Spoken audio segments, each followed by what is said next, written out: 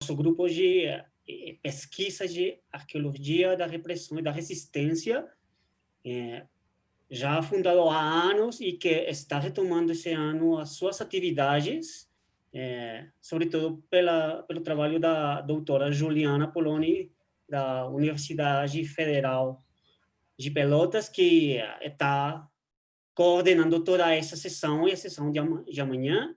Ela também vai ser, junto com a Inês, a coordenadora do grupo. E, bom, para mim é um prazer, porque já há um tempo que estou longe do Brasil, seguindo um pouco também as notícias aqui desde meu país. Estou na Colômbia, em Bogotá, e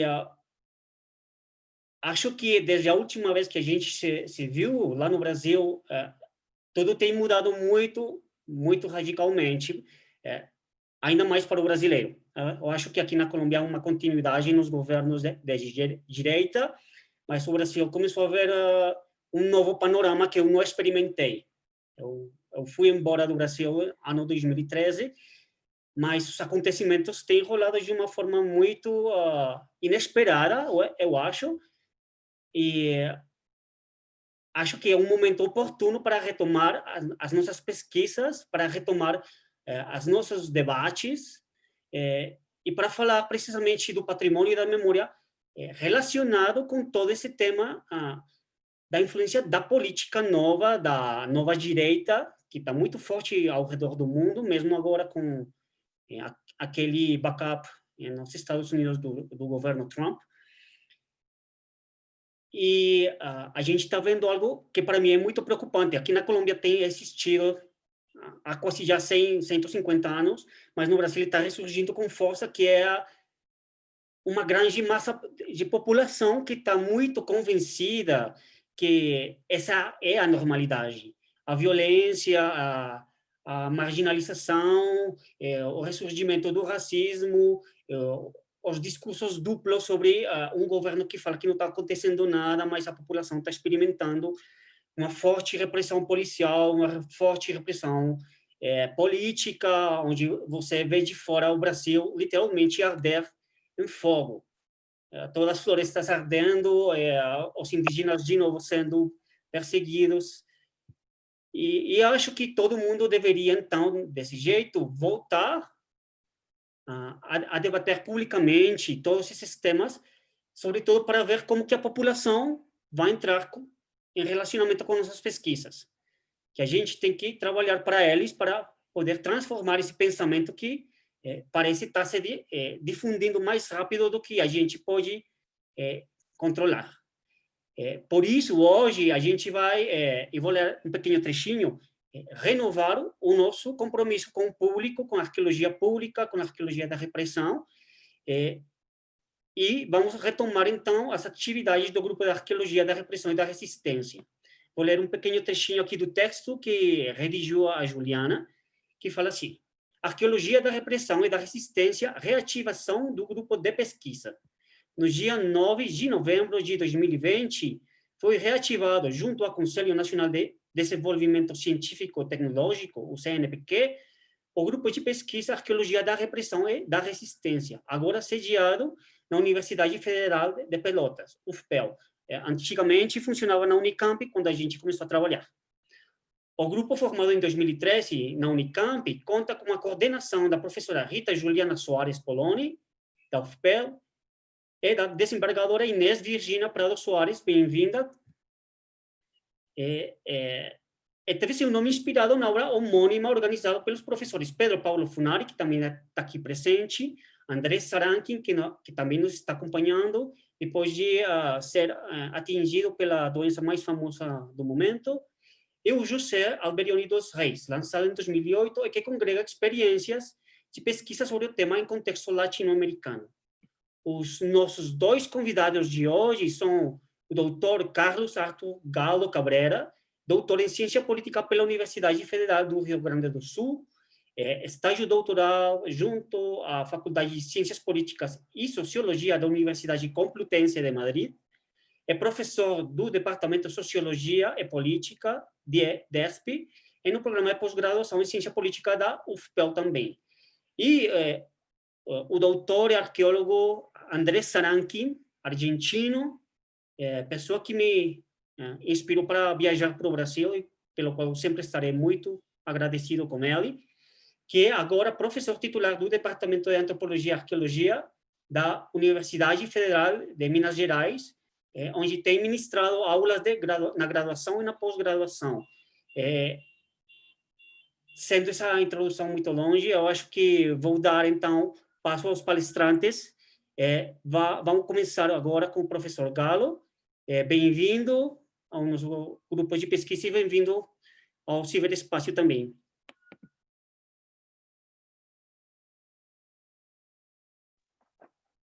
Bom, gente, bom dia. Estão me ouvindo? É a pergunta sempre que a gente faz hoje, estão nos ouvindo, né? Parece uma coisa ontológica, metafísica, mas enfim. Bom dia a todas e todos que estão nos assistindo. Para mim é um prazer poder fazer parte dessa atividade no dia de hoje, por várias razões. Primeiro porque, infelizmente, né, para o bem e para o mal, é o único espaço que a gente tem de interação, né, acadêmica e às vezes inclusive social nesse contexto trágico que a gente está vivendo no mundo inteiro. Então, cada atividade também é um momento que a gente tem de pelo menos rever algumas caras conhecidas, né? O caso da Juliana e da Letícia, que eu fico bem feliz de poder rever, ainda que virtualmente, mas espero que em breve possamos nos ver pessoalmente também. E é um motivo feliz também porque eu posso conhecer toda a equipe do grupo de pesquisa da Juliana aqui na UFPEL, né? O Andres, que acabou de nos apresentar, o Andres da UFMG, a Inês Virgínia, o Pedro, né? Ou seja, nomes que a gente conhece há muitos anos, é uma alegria poder ver todo mundo aqui e compartilhar esse espaço. Eu sou um pouco o patinho feio, eu diria, né? Digamos, da mesa, na medida em que eu sou de uma área que ela é próxima, mas ela é um pouco distante, né? Eu vou falar do meu lugar de fala acadêmico, que é a ciência política, e a ideia é fazer um panorama, então, das políticas de memória no Brasil, que é o tema que eu venho trabalhando já faz alguns anos, e inclusive eu venho trabalhando aqui na UFPEL desde 2017 também, junto ao núcleo de pesquisa sobre políticas de memória que eu criei quando cheguei aqui. E, enfim, eu queria, antes de fazer a minha fala especificamente, registrar por fim o meu agradecimento à Juliana, né, e também dar as boas-vindas a ela na UFPEL, né? Eu sei que ela agora é nossa professora efetiva recente, né? Uma conquista, eu acho, gigantesca, né, Juliana, num contexto como esse, se tornar professor efetivo numa universidade pública que, modéstia à parte, eu acho que tem os seus problemas, mas tem também as suas qualidades, uma instituição de mais de 50 anos de existência. Então, bem-vinda ao UFPEL, fico feliz de sermos colegas na nossa instituição. E, bom, feito esse registro, então, e agradecimento pelo convite, que me deixou muito feliz, eu vou tentar fazer a minha fala de uma forma mais ou menos organizada em 4 momentos. A ideia, como eu disse, era então fazer esse panorama, né, sobre as políticas de memória no Brasil. Quando eu recebi o convite, eu fiquei pensando, gente, o que eu vou falar nesse ano tão terrível e que parece que o único assunto que interessa para todo mundo é a pandemia, né? A gente fica também um pouco com essas reflexões, às vezes, né? Parece que os nossos temas, eles se tornaram, alguns deles já não eram, digamos assim, os mais importantes para alguns setores da academia e de fora dela, mas parece que eles se tornaram menos importantes ainda diante da conjuntura que a gente está vivendo, por razões mais ou menos óbvias, até justificadas em alguns momentos, mas por razões não tão óbvias e não justificadas em outros. Bom, o que eu posso falar? Eu vou começar com algumas reflexões.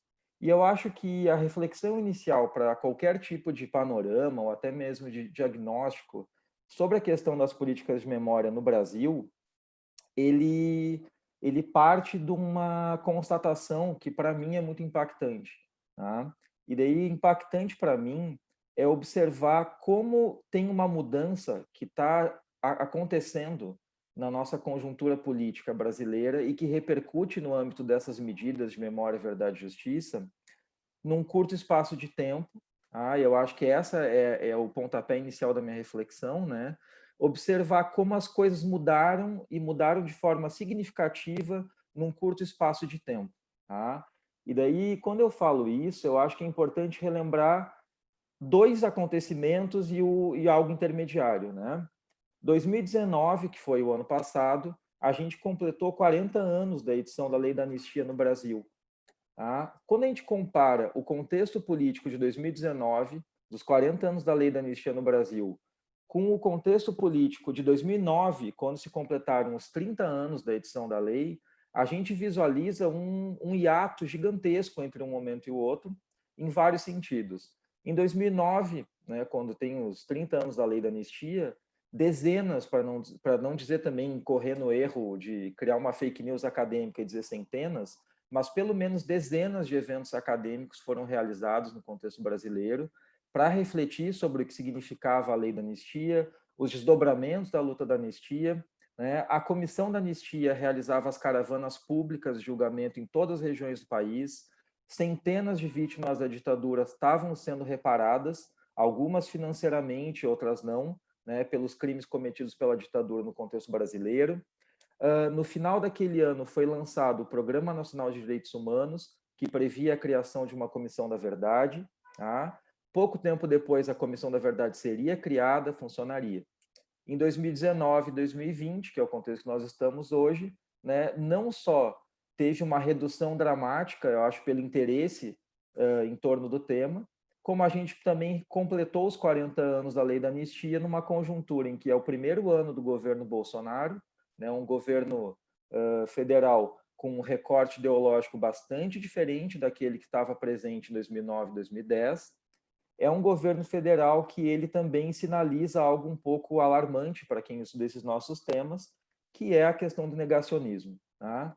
E daí, no meio do caminho, como eu disse, 2009 e 2019, nós temos também 2015 e 2016 a, digamos assim, a erosão do governo Dilma Rousseff, que vai redundar no golpe parlamentar, golpe institucional, impeachment, como queiram chamar, que destituiu a presidenta Dilma Rousseff, né, e os desdobramentos que nós sabemos.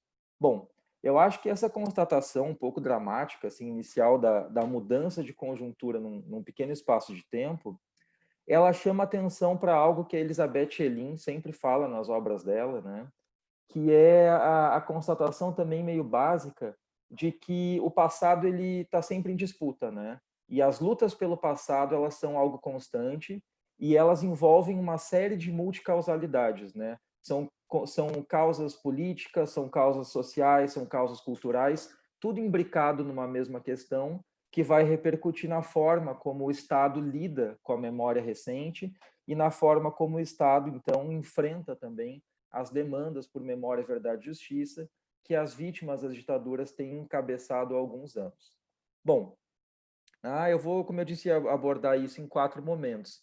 Para poder continuar com a minha exposição, ainda que de forma bem breve, eu acho que num primeiro momento, né, feita essa introdução, é importante a gente definir o que se entende por políticas de memória, para fazer mais sentido qualquer diagnóstico que eu venha tentar fazer no final da minha fala. O que eu, pelo menos, tenho entendido com políticas de memória, trabalho e compartilho, assim, de algumas questões com outros colegas de outras instituições. Pensando na área da ciência política, pelo menos, quando a gente está falando em políticas de memória, a gente está fazendo quase que uma equivalência conceitual a políticas públicas. Tá? As políticas de memória elas são políticas públicas que tratam de demandas por memória, verdade e justiça. É uma conceituação bastante genérica, abstrata, mas que ela é funcional para nos permitir algum tipo de análise, de conjuntura, de panorama e diagnóstico. Tá? O foco dessas medidas ou seja, né, é trabalhar questões traumáticas de uma história recente, e no caso brasileiro, obviamente, quando se fala em políticas de memória, a gente está falando essencialmente de medidas que vêm sendo implementadas para trabalhar questões vinculadas à ditadura civil-militar, que existiu aqui de 1964 até 85 para algumas pessoas, até 88 para outras, mas isso é uma outra discussão também um pouco historiográfica. Bom, por que eu acho importante destacar que as políticas de memória, e eu compreendo elas assim, elas são uma política pública? Porque eu não consigo visualizar e interpretar políticas de memória sem refletir no papel que o Estado cumpre no estabelecimento ou não dessas medidas. E daí eu penso, então, né, nesse papel institucional e nesse papel simbólico e político que o Estado cumpre e deve cumprir ao trabalhar essas demandas junto da sociedade. E daí, então, por isso, né, que eu diria, refletir sobre políticas de memória, em última análise, é pensar sobre como o Estado se posiciona em relação ao que aconteceu no passado recente. Tá? E daí essa dimensão mesmo conflitiva da luta pelo passado, ela fica muito visível na medida em que o Estado, né, ele é demandado e a capacidade de pressão dos movimentos sociais políticos, ela vai redundar ou não em medidas que o Estado vai criar ou não para tratar dessa memória traumática e para, de alguma maneira, não só resgatar os acontecimentos passados, mas reparar as vítimas dessas ditaduras, da repressão, etc. Né? E por que eu foco no Estado de novo? Porque eu sempre falo isso quando a gente está em disciplinas, assim, que eu ministro na pós-graduação a disciplina de políticas de memória, e eu falo para alguns estudantes, e para eles às vezes é meio difícil de entender, mas eu acho que é bem simples. É que o Estado, ao contrário das pessoas, ele tem o dever de memória. Ele tem o dever de reparar e ele tem o dever de não esquecer. Tá? As pessoas individualmente elas podem esquecer ou não. Né? E eu sempre digo, eu tenho uma avó que tem Alzheimer. Né? A minha avó hoje ela esquece por uma questão fisiológica. Tá? Eu posso esquecer por uma questão opcional. Eu opto por esquecer. O Estado não pode fazer essa opção. Então, as políticas de memória, elas representam essa obrigação que o Estado tem de não esquecer o que aconteceu. Bom, feita essa conceituação bastante básica e até simplista aqui perante vocês, eu sigo para a segunda parte, então, da minha reflexão, né? As políticas de memória no Brasil e o que foi feito nesse sentido nos últimos anos. Eu acho que quando a gente faz um panorama, né, a gente pode observar que o Estado brasileiro, nas últimas décadas, ele começa, né, a trilhar um caminho de construção de uma agenda política em torno das políticas de memória, que ela é marcada por alguns avanços, por alguns recuos e agora por alguns retrocessos. Tá? E daí eu acho que a gente pode observar avanços, né, legislativos em 5 níveis, pelo menos, já desde a década de 90. Tá? E daí aqui eu faço um parênteses. Quando eu falo dessas políticas de memória no Brasil, não é que eu desconsidere que a lei da anistia previu algum tipo de reparação, algum tipo de medida destinada às vítimas, e muito menos que a Constituição Federal previu que se criaria uma comissão para indenizar as vítimas da repressão.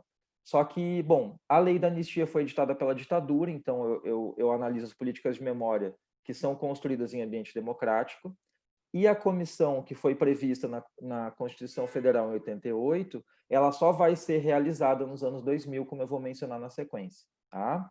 Então, a gente já consegue visualizar o seguinte, bom, entre a transição negociada no Brasil, que vai de 74 até 85, e a primeira medida que o governo federal vai implementar destinada às vítimas da ditadura no Brasil, a gente tem um período de pelo menos 10 anos, né? Um hiato legislativo de pelo menos 10 anos. Em 95, né, o presidente Fernando Henrique Cardoso, no final, né, de dezembro, ele vai editar a lei que foi conhecida popularmente como a Lei dos Mortos e Desaparecidos, que é a Lei 9.140, que é a primeira grande medida que o Estado brasileiro cria para reparar as vítimas da ditadura, especificamente os familiares de mortos e desaparecidos. Tá? Vai ser criada uma comissão especial para indenizar as vítimas da repressão, e essa criação, embora muito importante, porque ela registrou pela primeira vez o Estado brasileiro reconhecendo que matou e desapareceu pessoas durante a ditadura, ela envolveu uma série de polêmicas, né, com os beneficiários da medida. Né? Nem todas as vítimas puderam ser indenizadas, e, por um outro lado, a maior parte dos familiares não queria ser indenizado pecuniariamente, que é um outro problema também gerado com essa legislação. A legislação criada no Brasil, ela começa a trilhar um caminho de reparação que ela não consegue desvincular a reparação do fator financeiro, né? Mesmo contrariando a demanda das vítimas, e inclusive alguns familiares optaram por nunca receber qualquer tipo de reparação, já que não queriam dinheiro do Estado. Tá? Mas, enfim, é um primeiro momento assim de resgate da memória da ditadura nos anos 90. É uma medida que cumpre um papel importante e que ela possibilita, com o passar dos anos, a reparação de várias famílias e a criação de grupos de trabalho para resgatar, e que daí eu acho que vocês, arqueólogos e arqueólogas, conhecem bem, também para fazer a busca, né, das ossadas de alguns militantes desaparecidos. Os trabalhos eles seguiram funcionando mais ou menos normalmente até os anos 2000 e até recentemente. Uma segunda medida que vai ser importante nesse caminho do Estado brasileiro para resgatar um pouco da memória do período e reparar as vítimas é a Comissão da Anistia, que ela vai ser criada, como eu disse, né, com algum atraso. Foi previsto na Constituição Federal que seria criada uma comissão para reparar as vítimas da ditadura. Essa comissão ela vai ser criada no final de 2001 e implementada em 2002, quando o decreto do presidente Fernando Henrique também ele vai virar uma lei de fato. E a Comissão da Anistia ela começa então um trabalho de reparação, né, que é pecuniário e simbólico destinado às vítimas da ditadura, e ela ganhou uma, digamos, uma projeção mais ampla no cenário brasileiro na segunda gestão do presidente Lula, tá? Quando a Comissão da Anistia começou a sair dos gabinetes de Brasília e a circular por todos os estados brasileiros fazendo as caravanas, né? Foram mais de 90 caravanas da anistia que foram realizadas no período de aproximadamente 9 anos, tá? E, inclusive, né, uma das principais figuras públicas que encabeçou o movimento é o Paulo Abrão, né, que atualmente estava na Corte Interamericana, trabalhando com a OEA também, e que, inclusive, foi alvo de polêmicas nesse ano também, sendo perseguido um pouco pelo governo Bolsonaro. Tá? A Comissão da Anistia ela indenizou e reparou mais de 40 mil pessoas, né, nesse período, e, curiosamente, né, embora ela tenha trazido o tema da memória da repressão à tona, ela, inclusive, também foi alvo de polêmicas, né, algumas concessões de indenização um pouco com valores que pareciam exorbitantes para alguns setores, a direita, que já estava no Congresso, inclusive o atual presidente, chamaram de bolsa ditadura as medidas de reparação da Comissão da Anistia, entre outras questões. Um outro passo importante que vai ter no contexto brasileiro é o Memórias Reveladas, em 2009, que cria, né, então, o projeto Memórias Reveladas, que era a ideia era custodiar todos os arquivos, então, sobre o período, né, no Arquivo Nacional, e teve várias medidas, enfim, implementadas a partir dali.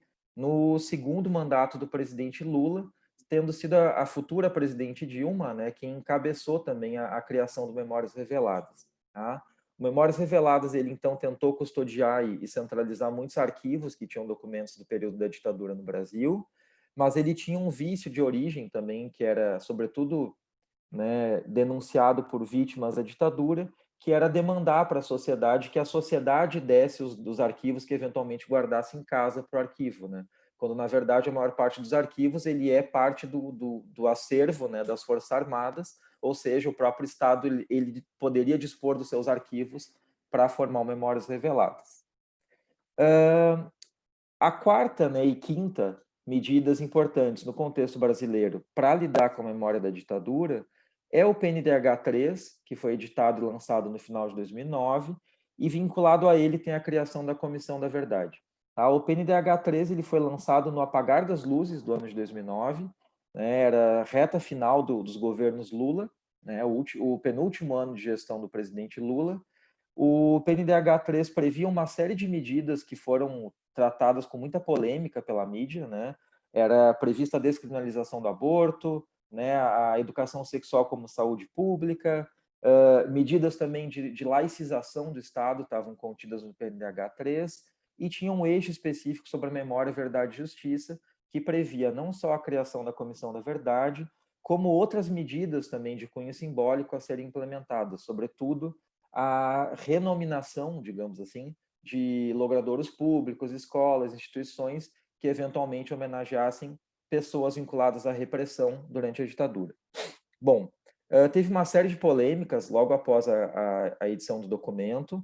O ministro da Defesa fez uma queda de braço com o secretário de Direitos Humanos e a queda de braço acabou sendo vencida pelas Forças Armadas. O documento foi alterado, o secretário de Direitos Humanos deixou o cargo, né, com alguma pressão, as Forças Armadas acabaram vencendo e a Comissão da Verdade, que ia ser criada em 2010, acabou ficando para a gestão seguinte. Tá? O projeto de lei que a criaria foi modificado, foi retirada a palavra justiça de qualquer menção ao texto legislativo e algumas outras medidas do documento também foram alteradas. Né? Tentando fazer uma síntese desse panorama das medidas criadas no Brasil, daí eu chego, então, no momento 3 da minha fala, que seria um diagnóstico preliminar, né? O que essas medidas que foram criadas no contexto brasileiro, né, que seriam as políticas de memória em âmbito nacional que nós tivemos, o que elas nos permitem observar? Tá? E daí eu acho que a gente consegue visualizar hoje, até mesmo pelas mudanças de conjuntura, que a agenda das políticas de memória no Brasil, ela percorre 3 momentos e ela é marcada por 3 padrões. Tem um momento 1, que é marcado por avanços legislativos, que inicia na década de 90, quando o governo de Fernando Henrique Cardoso, ele cria, né, a Lei dos Mortos e Desaparecidos. É um momento importante, pode ser insuficiente à luz de hoje, mas na época foi um avanço importante, né, do reconhecimento de que a ditadura matou, torturou e desapareceu cidadãos. Esse momento de avanços ele vai ser sucedido por uma segunda fase, então, marcada por expansão, com alguns recuos, que é marcado pelos anos 2000, né? O final da gestão FHC, quando cria a Comissão da Anistia, os governos Lula e o primeiro governo Dilma são marcados por essa fase de expansão com alguns recuos, né? A gente tem uma Comissão da Anistia criada e atuante, a gente tem o PNDH3 que vai ser editado, vai ser modificado, mas ele permite algumas medidas simbólicas avançar e permite a criação da Comissão da Verdade. A gente tem o funcionamento da Comissão da Verdade de 2012 a 2014, e em dezembro de 2014 a Comissão da Verdade entrega o relatório final. Daí a gente inicia em 2015 uma fase então marcada, né, por rupturas, né, e que eu acho se acentuam a partir de 2016 no governo Temer, tá? É uma fase então marcada por rupturas na medida em que há um princípio de um esvaziamento das políticas de memória no Brasil. Esse seria o diagnóstico inicial. A gente tem então 3 fases que marcam também essas políticas de memória no Brasil. O que mais que a gente pode dizer disso? Daí eu chego no 4º momento da minha exposição, né, que é falar então do que aconteceu, tá, nisso que eu chamo de processo de esvaziamento das políticas de memória brasileiras, né, que eu diria, né, ao contrário do que algumas pessoas têm dito ultimamente, que apesar de a gente ter várias críticas ao atual governo federal, ele também não gerou todos os males do mundo, né? Alguns já estavam presentes antes, tá? E sobretudo quando a gente observa as políticas de memória brasileiras. Tá? Vamos também dar nome aos bois, né? O governo interino e o governo depois definitivo do presidente Temer, ele já começa então a fazer esse processo de esvaziamento das políticas de memória no Brasil, né? Uma das primeiras medidas do governo Temer é suspender os trabalhos da Comissão da Anistia, enquanto o processo de impeachment estava acontecendo. A Comissão da Anistia ela tem os trabalhos interrompidos. Em agosto, quando ele passa a ser presidente definitivo, então, do Brasil, quando o golpe parlamentar, o impeachment, vai ser consumado, o presidente Temer ele vai editar uma portaria que vai modificar a composição da Comissão da Anistia, e vários dos comissionários que estavam trabalhando na comissão há mais de 10 anos vão ser saídos da comissão. Ficam pouquíssimas pessoas da composição original, ainda combatentes, ainda resistindo, mas elas não conseguem avançar a partir de 2019, quando o governo Bolsonaro se inicia. Mas aí, como eu estou dizendo, o processo ele inicia em 2016 em algumas medidas, né? Outra parte desse esvaziamento que inicia em 2016 se aprofunda depois é também o corte de orçamentos, né? Os orçamentos vão sendo reduzidos. Se hoje a desculpa para reduzir alguns orçamentos é a pandemia, como eu digo, às vezes justificadamente, tá? Porque é uma questão de saúde pública um pouco maior, mas em outros momentos a justificativa não era tão plausível assim. Era corte pelo corte, ponto final. Tá? Eu acho que, dito isso, e como eu digo, não é para eximir o governo Bolsonaro da fragilidade que a gente vive hoje, né, mas é para resgatar que eu acho que o governo Bolsonaro ele dá uma continuidade num processo que inicia um pouco antes. Tá? Eu acho que a gente pode, para tentar fazer um encaminhamento assim, para a parte dispositiva da minha exposição, pensar nesse esvaziamento, então, das políticas de memória no Brasil, na forma como ele se manifesta. Tá? E daí eu diria que esse esvaziamento ele se manifesta em 4 níveis, né? Em 4 formas que elas se complementam e se imbricam entre si. Porque daí a gente que estuda esses temas, eu estou me colocando aqui em par de igualdade com todas e todos, com a devida licença, né? A gente que estuda esses temas sempre sabe isso, né? Mas às vezes fica meio que nas entrelinhas. Bom, o político ele não é só o institucional, tá? O político ele envolve uma multicausalidade, tá? E eu acho que então tem que pensar nisso, esse esvaziamento se manifestando em 4 níveis em 4 causas que elas se conectam entre si e que, obviamente, uma pode, às vezes, preponderar perante as outras, mas elas vão se sobrepondo com o passar do tempo, e a gente visualiza isso, eu acho, claramente nessa conjuntura de 2015 e 16 para cá, e nessa micro-história do tempo presente, presentíssimo que nós estamos vivendo. Tá? E esse esvaziamento, eu acho que ele se manifesta primeiramente num nível discursivo. Tá? O esvaziamento das políticas de memória no Brasil, e daí isso sim ganha um destaque maior com o governo Bolsonaro, ele se manifesta do ponto de vista do negacionismo, né? Que é o discurso mais latente da atual gestão no governo federal em relação à ditadura. Né? E daí eu acho sintomático isso. No ano passado ainda a gente fez uma atividade presencial, né, na universidade sobre o golpe de 64, e foi muito curioso, porque foi a primeira vez em, acho que quase 10 anos participando de atividades como essa, que eu e outras pessoas que estávamos na mesa, nós tivemos que começar a fala destacando o óbvio, né? Que em 64 teve um golpe, que nós vivemos uma ditadura, que nós tivemos vítimas da repressão e que, enfim, né, que o governo federal estava mentindo, né? Que não há outra forma, eu acho que não há eufemismo para dizer isso, né? O governo federal ele mente, ponto. Tá? Então, acho que o primeiro esvaziamento ele opera no nível discursivo, né? O negacionismo, e junto com o negacionismo é algo cultural, né? Simbólico. A gente está vivendo a construção de outros sentidos para o período da ditadura, que reitera, então, essa luta pelo passado, né? Como um conflito aberto. Né? As lutas pelo passado, e daí, de novo, eu resgato aqui aquilo que a Gelin fala nos textos dela, o Ricardo Vínias também, né? Que, bom, o passado ele está sempre em conflito, ele está sempre em disputa, né? A memória ela não acaba, ela não é um objeto acabado, tá? E isso fica bastante evidente nos últimos tempos. Tá? Tem a construção de outros sentidos, a atribuição de novos significados em torno do tema da ditadura no Brasil, que ganha destaque, sobretudo a partir do governo. O segundo nível, né, desse esvaziamento que eu acho que a gente pode observar, ele é sobretudo simbólico, né? Porque vão sumindo aos poucos da agenda pública as medidas que foram construídas pelos governos anteriores.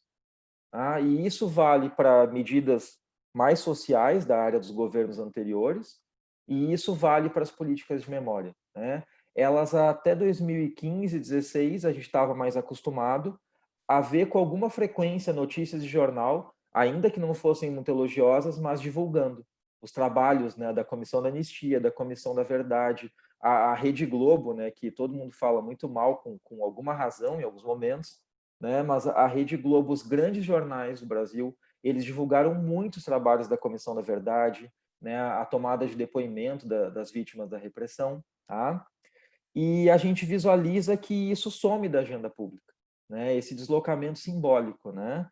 E quando aparece nos últimos 3 anos, é sempre para evidenciar as polêmicas, é sempre em tom negativo. Daí eu acho que a simbolificação, não sei nem se existe essa palavra, mas assim, ó, ela vira, né? A gente estava vivendo um contexto em que tentava se resgatar algo virtuoso atrelado às políticas de memória, elas passam a simbolicamente representar algo negativo, algo nocivo. Tá? É a ascensão de um discurso negativo sobre elas quando elas aparecem. Tem uma terceira perspectiva desse esvaziamento, daí é que ela faz parte mais, eu diria, do Estado em si, que é o esvaziamento operacional burocrático das políticas de memória. Né? Tem as realocações, né? As instituições que gerenciam essas políticas no Brasil, elas vão ser realocadas no governo Temer e no governo Bolsonaro. Né?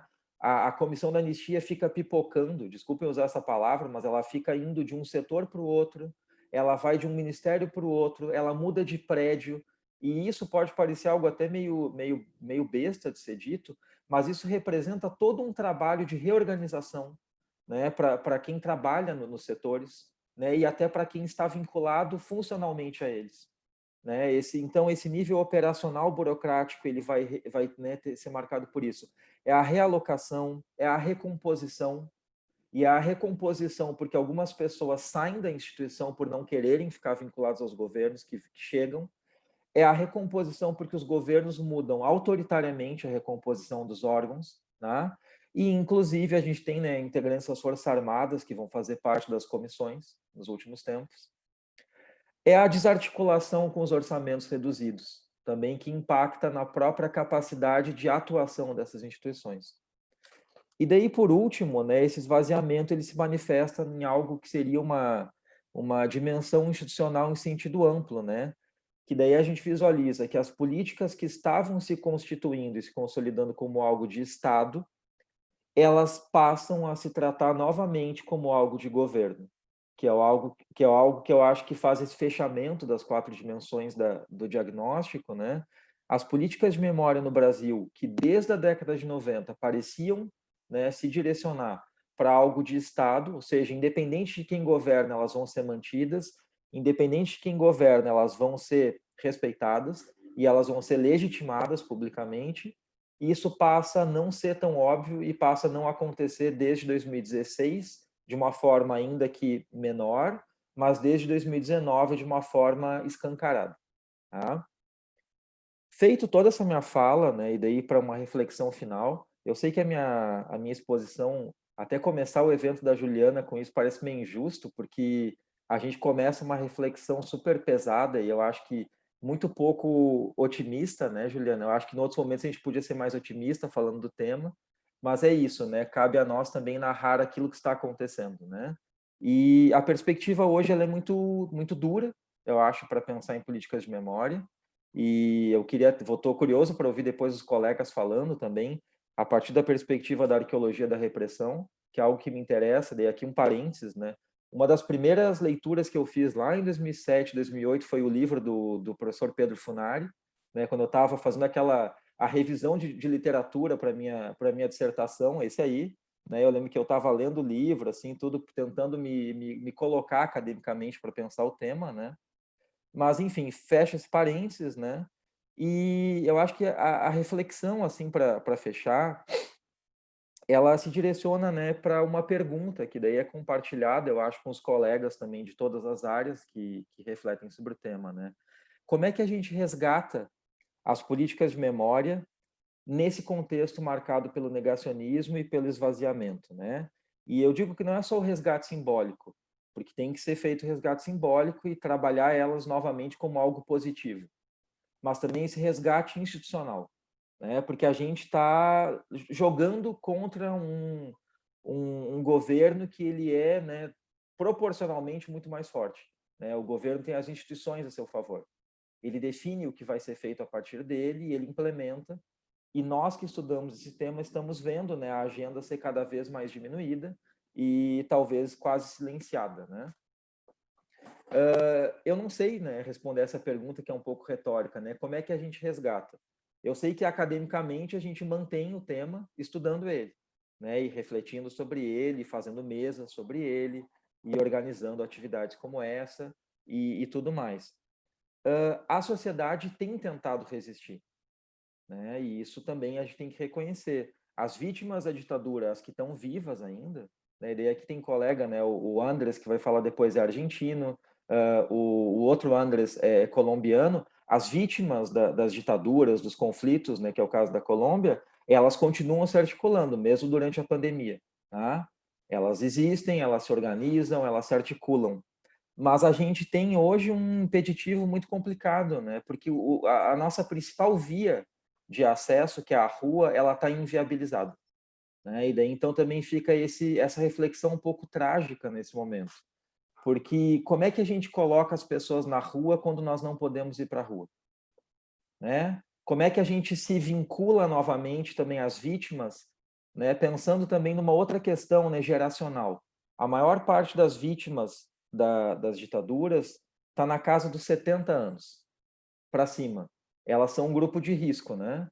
E daí também, de novo, a questão sanitária, ela hoje é um impeditivo para a articulação.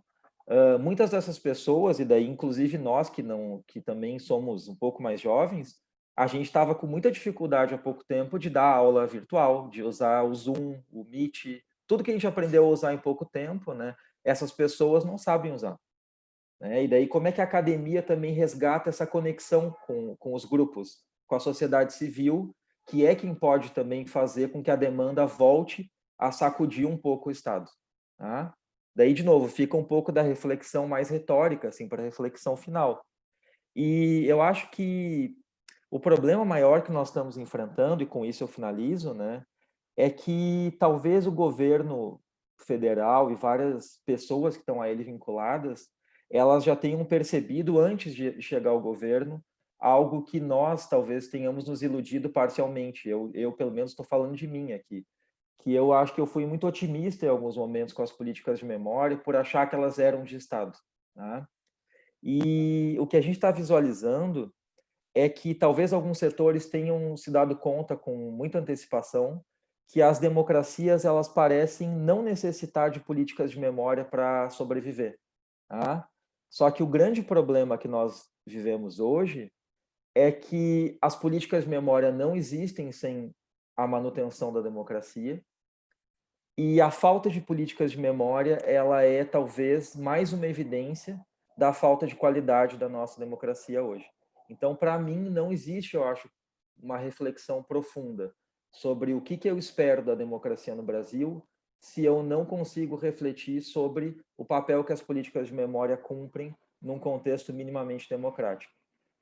Feito isso, então, eu queria só registrar novamente o meu agradecimento à Juliana pelo convite, aos colegas pela participação e por estarem aqui compartilhando esse espaço e me ouvindo, e fico à disposição depois para o nosso debate. Muito obrigado, viu, gente? Obrigado, Carlos. Eu acho que, se a Juliana concorda, vamos dar a palavra ao Andrés Aranquim. Então, bem-vindo, Andrés. Então, por favor, começa. Bom, também gostaria de começar agradecendo muito o convite da Juliana, do Andrés, da Letícia, da Inês e do Pedro. Também me desculpando de antemano pela minha voz, etc. Estou, como colocou o Andrés Alarcón, me recuperando do Covid. Estou no 8º, 9º dia. Então, não é brincadeira. E, por sua vez, isso também, eu gostei muito da apresentação de Carlos. Ele falou de pandemia, os temas principais e autoritarismo. Isso já está me lembrando um pouco a novela de Camus, A Peste, e que depois foi, na década de 80, teve um filme, uma coprodução argentino-francesa que se chama A Peste, dirigida por um diretor que é Luis Puenzo, em qual precisamente faz uma comparação entre a peste como metáfora do autoritarismo que se expande pela cidade. Uma peste, neste caso um vírus, que mata pessoas. Um vírus que nos isola, que quebra solidariedade e que, ao mesmo tempo, coloca o melhor e o pior de nossa sociedade. Então, por um lado, você vê médicos e enfermeiros lutando pela vida das pessoas e um monte de pessoas na praia, falta de empatia total, dando risada na frente do hospital.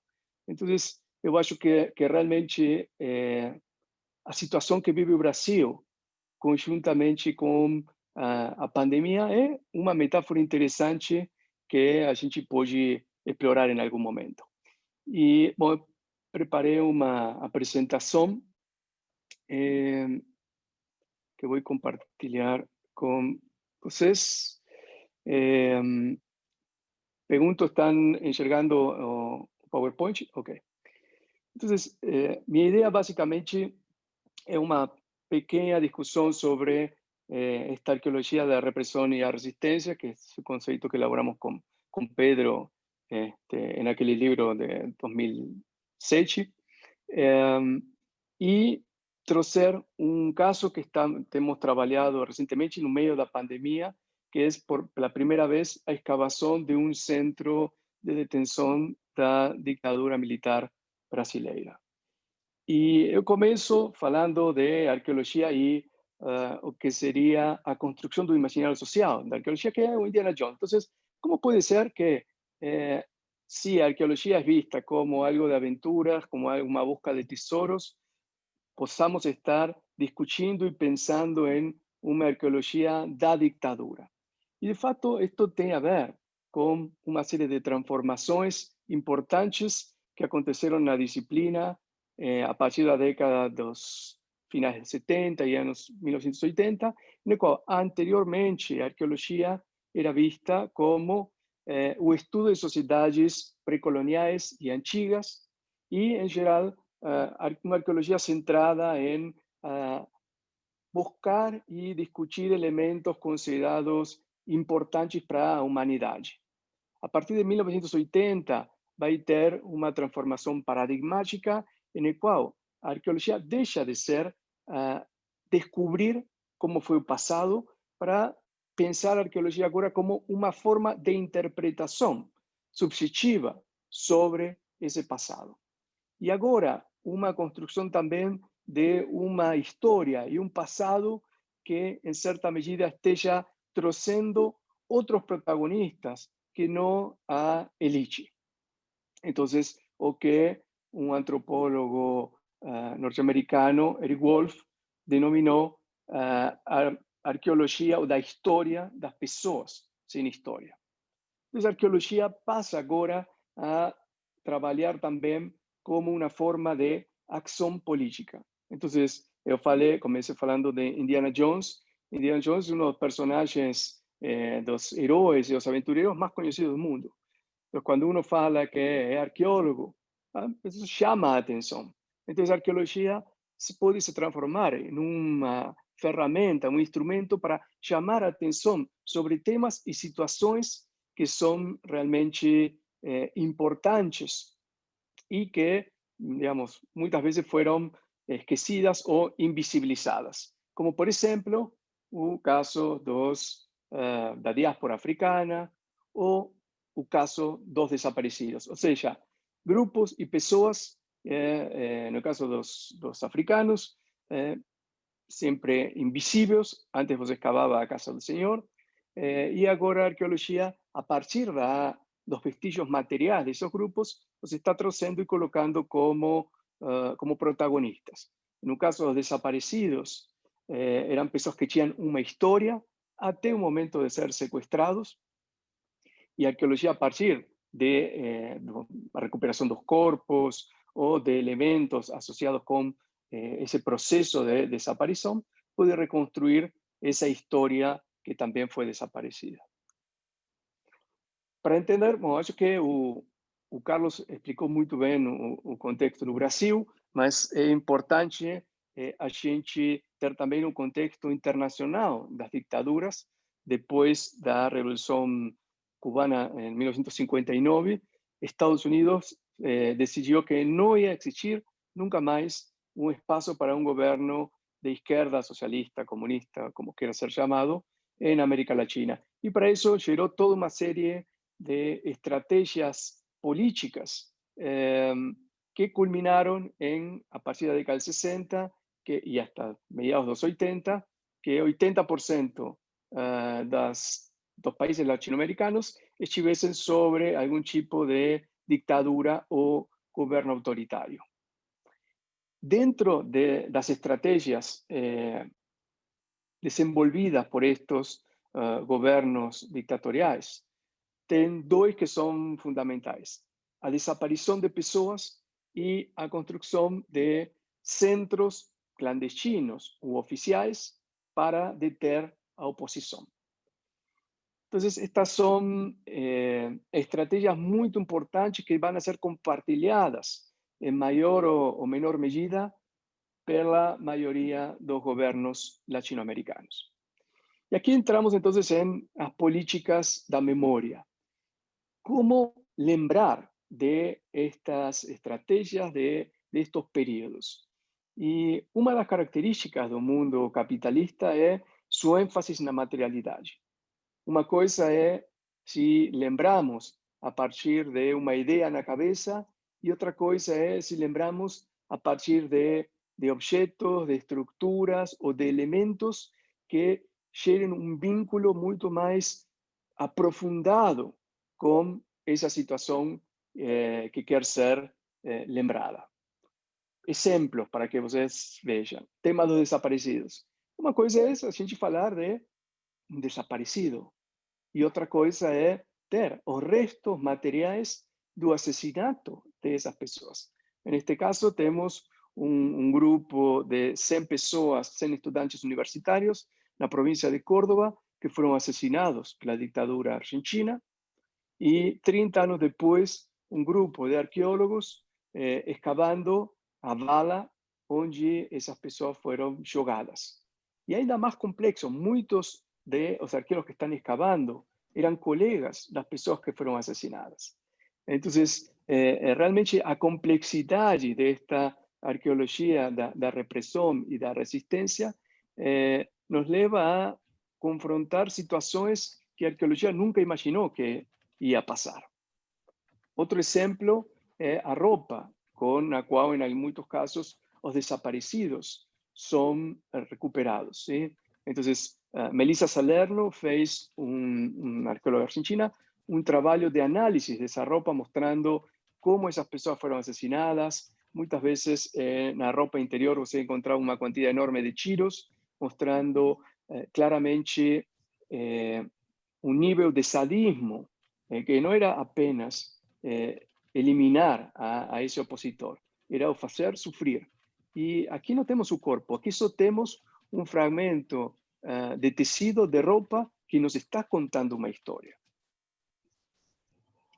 Outro exemplo que também eu acho muito, muito interessante, talvez um dos mais fortes, que estão permitindo entender esta capacidade da materialidade de transmitir histórias e sensações, é o trabalho do fotógrafo argentino Gustavo Germano, que fez digamos, uma série de instalações na qual procurava ¿sí? familiares de desaparecidos, primeiro na Argentina, depois em Uruguai e finalmente no Brasil. Pegava uma foto na época e reconstruía na actualidade o mesmo local, mantendo dentro do possível as mesmas pessoas, a materialidade, e o único vazio é da pessoa que já não está. ¿sí? Então, irmãos, aqui talvez um dos mais fortes, uma família, pai, filha e mãe, e na actualidade você só tem a filha, ou a mãe com um filho, hoje a cadeira vazia, 4 irmãos. ¿sí? Então, elementos que estão o tempo todo mostrando um vazio que nos toca. ¿sí? Ou, no caso, nesta última fotografia, o vazio mesmo. Não tem mais pessoa, só tem o contexto que está transmitindo a dor e o horror desta memória terrível sobre o que aconteceu na ditadura. Então, quais podem ser as contribuições que a arqueologia pode estar trazendo em relação a políticas da memória? Por um lado, a recuperação dos restos dos desaparecidos políticos, que é algo muito importante para ajudar, por um lado, ao fechamento da ferida dos familiares desses desaparecidos, porém também vai ser fundamental, a partir da arqueologia forense, para determinar as causas da morte, quanto tempo essa pessoa viveu, como foi assassinada.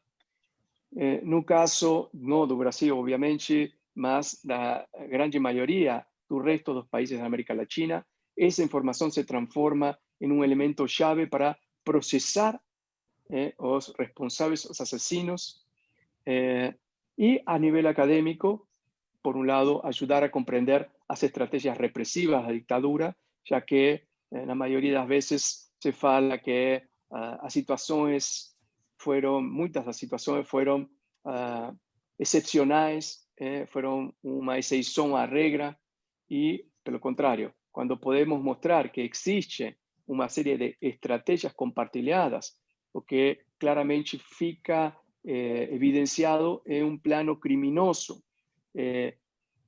pensado e construído para destruir, para aniquilar a oposição. E, finalmente, o que vinha falando antes, a ideia da construção de uma memória material muito importante para evitar estes negacionismos que falam, não, esto es um discurso. Se eu estou mostrando 100 pessoas assim, com um tiro na cabeça, deixamos de estar dentro de uma situação de virtualidade e de guerra de discursos para mostrar as provas materiais de que o que estamos dizendo é uma realidade. Temas que esta arqueologia da repressão vem trabalhando, os grafites nas prisões e nos centros de detenção, recuperação, como no caso de Uruguai, por um trabalho que fez José López Mas, de brinquedos feitos por prisioneiros políticos, que eles, digamos, já que não têm acesso aos filhos, uma forma de se aproximar de seus entes queridos. Estamos falando também de resistência. Esos brinquedos são formas de resistência.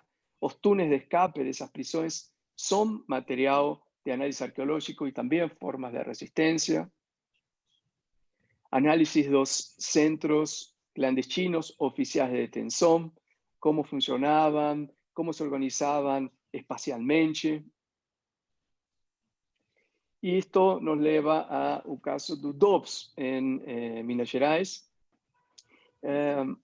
E aqui vou trazer como uma experiência positiva e também que está mostrando luz ao final do túnel, porque é interessante.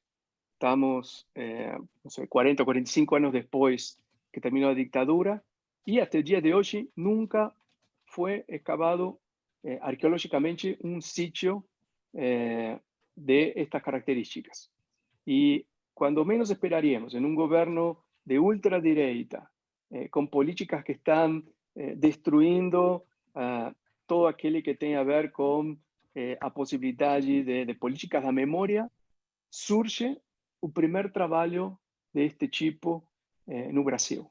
Entonces, si a ventaja do Brasil es que a gente tem uma extensão enorme, uma quantidade de pessoas de estados com políticas diferentes.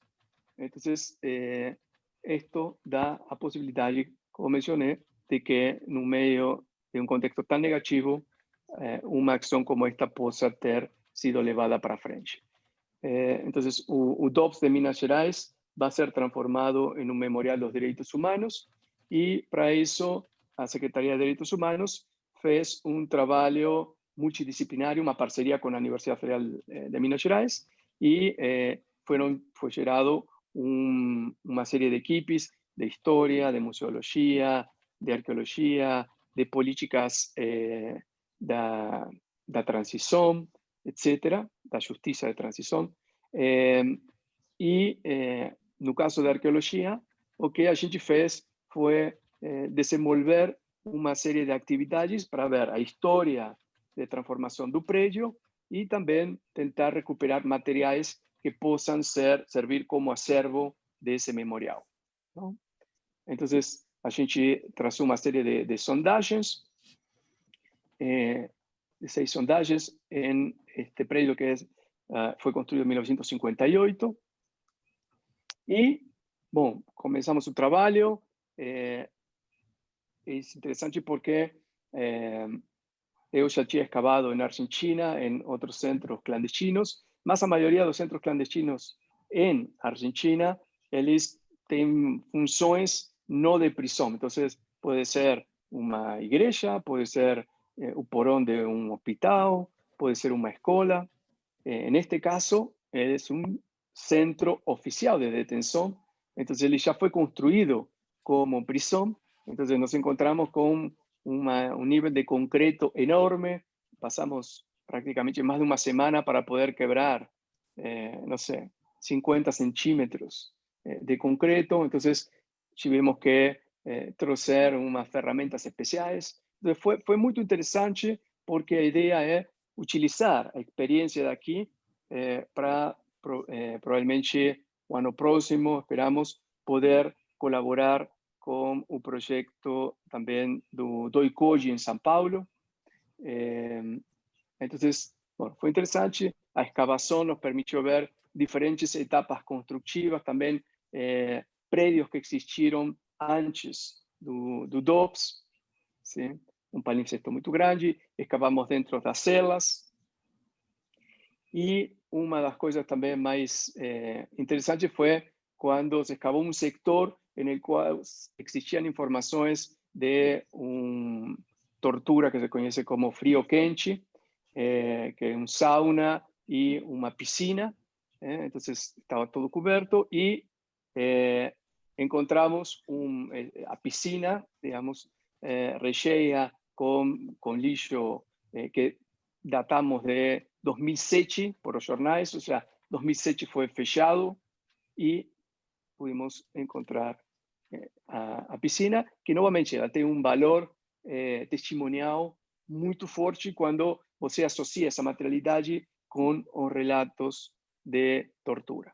Também a gente fez um escaneamento 3D do local, utilizando, digamos, tecnologia extremadamente moderna, o que nos permitiu gerar uma reconstrução milimétrica virtual do local, que vai, a futuro, permitir também gerar uma visita memorial por pessoas que estão em outros países ou que estão em outros estados, ¿sí?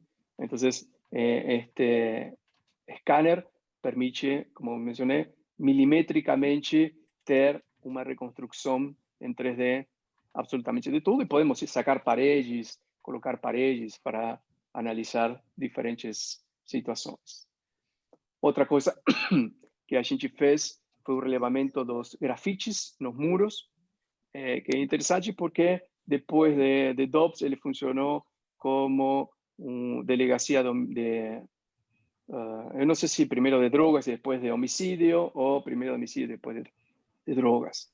Mas foi muito interessante. E o que a gente fez até foi, como mencionei, todas as paredes foram relevadas. E o que também fizemos foi escavar as paredes utilizando diferentes instrumentos como bisturi. E pudimos ver diferentes camadas de pinturas e de grafites. E isto é interessante porque os grafites mais novos associados com drogas e homicídios, a delegacia, em geral, tem a ver com questões de violência, armas. E quando a gente chegou ao que acreditamos a ocupação do DOPS, o que está escrito são poesias. Tem muita poesia que es reinterpretada, donde, digamos, se toman licencias para escribir outras coisas a partir de determinadas poesias. Então, é muito interessante porque a gente pode ter uma ideia do perfil dos prisioneiros a través do tempo. Bom, os materiais coletados têm a ver com diferentes atividades desenvolvidas no prédio, muito de alimentação, e talvez o único elemento que podemos pensar como associado com repressão foi um projétil Smith-Wesson 32, que, bom, está agora sendo peritado e analisado. Bom, para fechar um pouco, queria trazer uma história que eu uso bastante, que é a de um colega de escola secundária minha na Argentina, que é André Haberger, que é esse menino que aparece aqui na foto. E há pouco tempo atrás, ele publicou na internet este depoimento. Só esclarecendo, ele chegou com 15 anos, ele veio exiliado, ele esteve exiliado com a família no México. Ele chegou com 15 anos e durante 3 anos foi meu colega. E só o último ano a gente ficou sabendo que o pai dele era desaparecido. E há pouco tempo ele publicou isto daqui. 31 de agosto de 1978, Aeroporto de México, DF. Meu pai e eu. Não lembro esse momento, nem as palavras de despedida, nem a situação da foto, nem o terno de meu pai, nem seu cigarro na mão, nem minha camiseta listrada. Ele subiu no avião e nunca mais o vi de novo. O voo chegou no Rio de Janeiro, e ali foi sequestrado e se fez pó. Se não estivesse esta foto, eu não poderia decidir que esse momento existiu. Porém, por sorte, existem estas fotografias. E esta me dá de presente uma lembrança. Esta foto é minha memória e até pode a substituir. Então, aí explica que o domingo ele foi convidado para vir a Rio de Janeiro para a Comissão da Verdade, e ele é cineasta. Então, ele tem muitos filmes feitos sobre a busca do pai. O pai era um jornalista muito importante na Argentina e foi sequestrado aqui no Rio de Janeiro, aqui no Brasil, no Rio de Janeiro. E é lo que está mostrando esta colaboração do Plano Cóndor das diferentes dictaduras. Então, eu achei muito interessante sempre esta colocação, porque a arqueologia, em certa medida, metaforicamente, o que faz é construir memórias, construir fotografias a partir da materialidade, que estejam permitindo, por um lado, encontrar respostas aos familiares, mas também produzir memórias que sejam inquestionáveis, memórias que nos toquem e que levem a população a refletir sobre o que aconteceu, para que situações como esta nunca mais voltem a se repetir. Obrigado.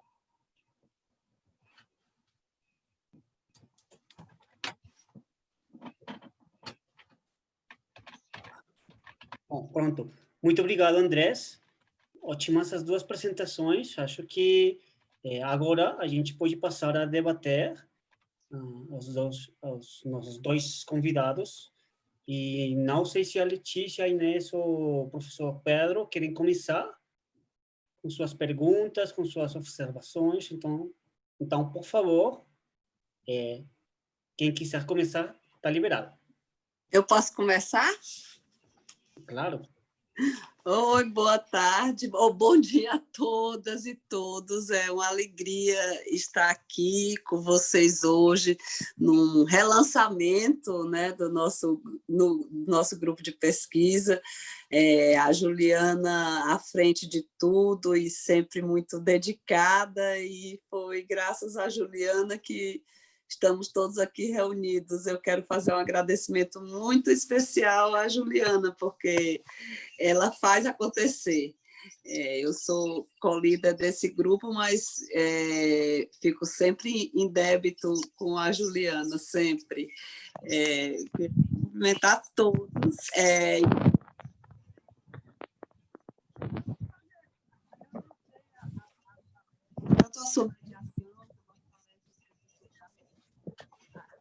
Oi, Inês, tem problema com o áudio. Não? Agora deu, né? Agora deu. É porque eu estava pegando no lugar. Eu quero agradecer a sua mediação e também cumprimentar o professor Carlos Arthur Galo e o professor André Zaranchi. Que bom que o Zaranchi já está quase recuperado da Covid. Ficamos bem preocupadas. E mais cumprimentar mesmo e retomar um pouco do que o Carlos Galo fala, quando diz que a gente precisa ainda falar muito desse assunto. A gente está num período que o negacionismo impera, não é? E é muito incrível, porque a gente, assim, a fala do Carlos é muito, assim, a gente chegou no momento, eu acho que com o fim da Comissão Nacional da Verdade, a gente achou que poderia ter um avanço maior, poderia se dar um salto, e a partir de 2014 a gente não consegue, claro, pela situação política, pelo impeachment da presidente Dilma, por tudo, mas assim, a gente não consegue mais avançar, a gente vê um desmonte, começa a se ter um desmonte das comissões, tanto da comissão da anistia como da comissão de desaparecidos, e eu antes de estar aqui, das 9 até as 11, eu estava num TCC da Universidade Federal de Viçosa, que uma aluna também falava sobre essa questão, comparava a Argentina e o Brasil na Justiça de Transição, e ela trouxe um dado que eu não sabia, que o plano plurianual de 2020 a 2023, né, quer dizer, ele não contempla nenhum orçamento, nenhuma verba orçamentária para a Justiça de Transição. A Justiça de Transição sai da agenda do governo brasileiro e da previsão de gastos. E aí, por isso que eu fiquei muito animada ao ouvir o André Zaranchi e ver que ele pôde fazer essa pesquisa incrível no DOPS. Eu me emocionei quando eu vi a parte da poesia, da escavação das paredes e do resgate do que se escrevia lá, do que os presos políticos escreviam, e é muito bonito pensar que eles escreviam poesia, né? Eles era um sopro de esperança, e é muito triste também pensar que os presos mais recentes falam sobre violência, e porque a gente escreve muito o que tem na gente, né? Então, são momentos distintos da nossa política, do nosso cenário, e é interessante pensar que, sob o impacto da violência, você consegue escrever poesia. Eu achei muito bonito o Zaranchi. E eu fiquei numa dúvida nessa parte do Zaranchi, qual foi a secretaria estadual que permitiu e que fez esse acordo com a Universidade Federal de Minas Gerais para pesquisa arqueológica, se foi a Secretaria Estadual ou a Federal de Direitos Humanos? Estadual. Estadual, né? Porque se fosse a federal... Eu estava aqui, mas não custa ter uma esperança, né? Não custa ter uma esperança. Eu estava aqui pensando, foi a estadual. Então, a gente vê a mesma situação assim, do Memorial da Resistência, que é aqui em São Paulo, que é uma iniciativa também estadual, quer dizer, o governo federal, mesmo, e o Memorial da Resistência era em outro período, né? Mesmo quando havia ainda alguma potência, alguma vontade de realização da política de memória, a gente não teve o governo federal mais à frente nisso. Então, é só isso. Estou vendo o professor Pedro Paulo Funari, meu parceiro de livro e meu professor da vida toda. Fico feliz, professor, de estar Satisfação, aqui. Inês. Adorei ouvir você. Gostei, viu? Obrigado. Pronto, eu já acabei, que hoje a minha participação é só amanhã, né, professor? Amanhã a gente continua. Muito obrigada. O Funari ou Letícia, se querem intervenir, então, por favor. Eu poderia,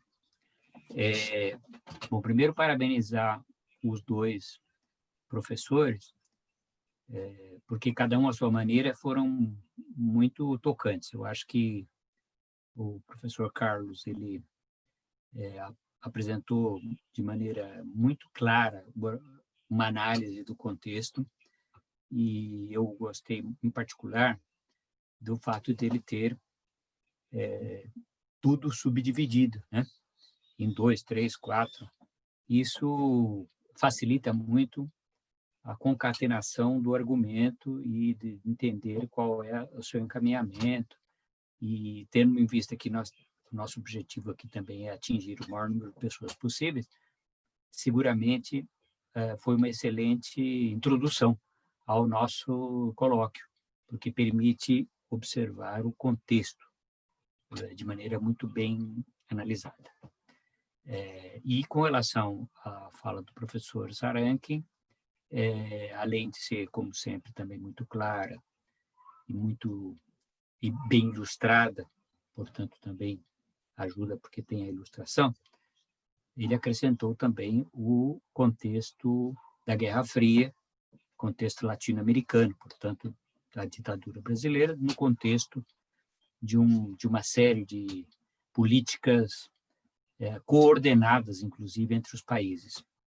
Inclusive, ao final, com a menção de desse caso emocionante de uma pessoa que, sendo argentina, estava exilada no México e foi desaparecida no Brasil. Então, mostra bem essa junção. E também, como também se destaca o professor Zarangui, há alguns anos já, sempre com apresentações muito emocionantes.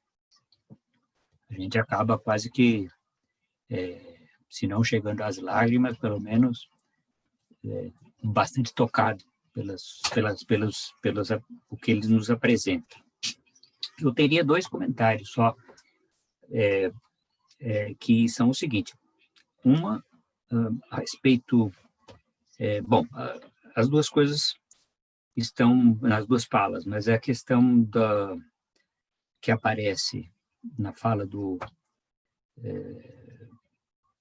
Carlos a respeito da questão do fato de que a restituição foi monetária já na década de 90, quer dizer, colocou-se uma questão de pagamento.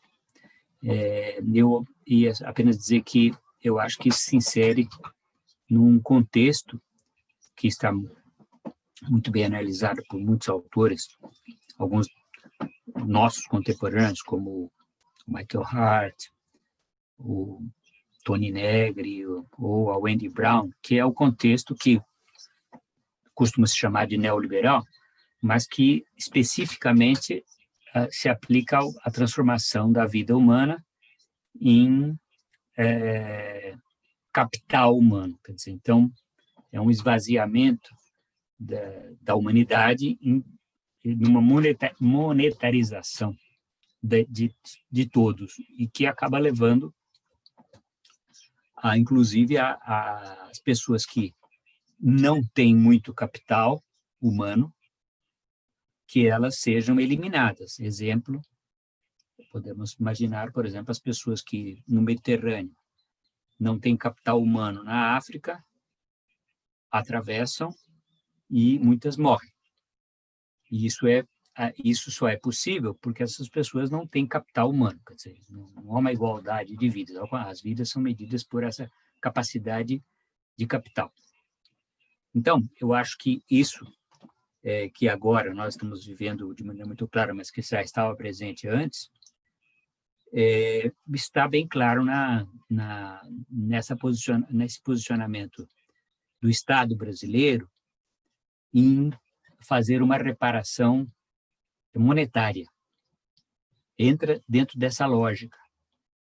Quer dizer, em vez de tratar, como disse o professor, em vez de tratar dos aspectos simbólicos e de justiça, substituídos por uma quitação monetária. Então, acho que isso é muito interessante e é muito importante porque estamos vivenciando isso. Isso também me leva a um outro ponto, que a Inês mencionou, quando comentou que na antiga prisão mineira, que depois se transformou em presídio comum, você tem essa desumanização, no caso aí das pessoas que foram presas depois, por crimes, digamos assim, e que elas vivem esse ambiente de violência que elas acabam reproduzindo nas paredes. Então, volta à questão da desumanização das pessoas. E aí, o segundo comentário é a respeito da pergunta que o Carlos fez e da resposta que eu entendi na apresentação do Andrés. Quer dizer, o Carlos fez uma pergunta que era a questão do como resgatar as políticas de memória, políticas públicas de memória, né, como um desafio nesse contexto, num contexto em que o governo federal e os principalmente as cúpulas, né, estão com essas políticas justamente nessa direção de esvaziamento da memória e contra a vida, também nesse mesmo sentido que eu dei aqui, né, que a vida ela é secundária ou irrelevante. Bom, então, eu entendo que o professor Zarangui mencionou lá não só a Secretaria de Direitos Humanos do Estado de Minas Gerais, a Universidade Federal de Minas Gerais, os pesquisadores concretos. E eu, então, diria o seguinte, acho que a questão que, do meu ponto de vista, que pode ser vista é o seguinte: no caso do governo de Minas Gerais, ele não é um governo particularmente, como vamos dizer isso, particularmente progressista ou aberto a esse tipo de questão, né? E mesmo assim, você encontra uma Secretaria de Direitos Humanos que, de alguma maneira, deu esse aval e dá esse apoio à universidade e aos seus pesquisadores. Então, eu diria o seguinte, que, para ser mais otimista, Carlos, eu diria que as coisas vêm de baixo para cima, né? Porque quando você falou em políticas públicas, que, portanto, são do Estado, políticas de Estado, elas dependem de quem controla o Estado, né? E o Estado no sentido não só federal, municipal, estadual, em suma. E eu acho que, além de nós termos essas outras instâncias, Estado, município, nós temos instituições fortes, como, por exemplo, as universidades, temos sindicatos, temos associações. Então, eu acho que são esses, digamos assim, esses que eu chamaria de subalternos ou subalternizados, são aqueles que não estão no Estado, necessariamente, porque por isso que eu citei o caso de Minas Gerais, da Secretaria de Direitos Humanos, porque eu não sei em que medida essa é uma política assim defendida pelo governador do Estado de Minas Gerais, mas, independente disso, há gente trabalhando nessa direção. Então, quer dizer, mesmo se não seja bem uma política de Estado, é uma política que as pessoas defendem, muitas pessoas de baixo para cima defendem, né? Então, isso concluo por aqui, porque eu acho que é importante nós, ao mesmo tempo que façamos uma análise muito crítica e, portanto, realista, crítica, também, principalmente por nosso público, os estudantes, os jovens, também dar perspectivas de futuro, né? De que há como fazer, isso que eu quero dizer. Porque muitas vezes as pessoas acabam, entre os jovens principalmente, com a ideia de que quando houve tantas coisas que estão ruins, que vão piorar, o mundo vai acabar, porque o caso da mudança climática, por exemplo. Então, a única solução é o suicídio, né? Então, com isso eu quero dizer que eu sempre bato na tecla de baixo para cima, as coisas mudam e melhoram também, e, portanto, depende de nós, né? No caso, não só nós aqui, mas principalmente das pessoas todas em geral, né? Mas eu gostei muito, queria parabenizar de novo os dois, ainda mais o professor Andrés aí nessa recuperação, né? Fez esse esforço especial. Então, parabéns também a vocês que estão organizando, a Inês, a Juliana, e a Universidade Federal de Pelotas, a Letícia, o Alarcon, vindo também como é que chama, de outro país. Então, queria parabenizar a todos, dizer que é uma satisfação ver o grupo não só reativado, mas florescendo, e agora, inclusive, utilizando a nosso favor, a favor do conhecimento, essa ferramenta, porque com isso nós vamos ter isso difundido e muito mais gente do que está assistindo agora vai poder ver depois, em outro horário, usar em sala de aula, etc. Então, esse tem um efeito multiplicador que, se nós estivéssemos apenas juntos, seria ótimo para estarmos juntos, mas se nos tivesse difundido desta maneira, não teria a mesma repercussão. Então, queria dar os parabéns a todos. Obrigado. Obrigado, caro Pedro Paulo. Então, a Letícia, por favor. Então, eu também gostaria muito de cumprimentar os dois colegas pelas suas exposições e o esforço do Zaranc, apesar do Covid, estar aqui conosco. Bom, mas temos uma notícia promissora, acabo de ver. Antes a vacina só ia sair em fevereiro, parece que agora, ontem foi para janeiro e hoje já é para dezembro. Então, né, esse governo realmente é muito rápido nas coisas. Claro que eu estou brincando, mas é algo assim. Antes não tinha nem para fevereiro, não se sabia muito bem, mas agora já é para dezembro. Mas, enfim, Zarangue, tu já vai estar imunizado por algum tempo, isso já é uma boa notícia. Eu só apenas queria fazer algumas pequenas considerações das duas falas, que foram super importantes, porque uma complementa a outra. E quando o Galo fez essa espécie de arqueologia das políticas de memória no Brasil, eu queria só pontuar o começo, justamente o começo, quando tu falas